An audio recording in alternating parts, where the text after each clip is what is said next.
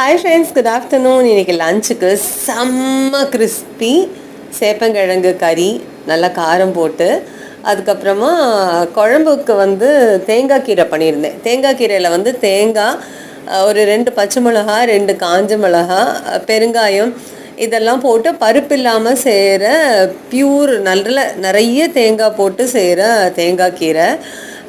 தேங்காய் எண்ணெயில் தான் செய்வோம். ரொம்ப சூப்பராக இருக்கும். இதோட ரெசிபி ஏற்கனவே நான் சொல்லியிருக்கேன் நம்ம பழைய வீடியோஸில். இதுக்கு சேப்பங்கிழங்கு கறி எக்ஸலண்ட் காம்பினேஷன். அதுவும் நார்மலாக மிளகு போட்டு சதன்னு பண்ணாமல் நல்ல கிறிஸ்பியாக அரிசி மாவு பொடி மேலே தூவி, அதுக்கப்புறமா நான் இன்றைக்கி கொஞ்சம் சாம்பார் பொடி ஆட் பண்ணேன். பிகாஸ் அந்த சாம்பாரோட ஃப்ளேவர் நம்ம லஞ்சில் வேறு எதுலேயுமே இல்லைங்கிறதுனால இதில் ஆட் பண்ணேன்.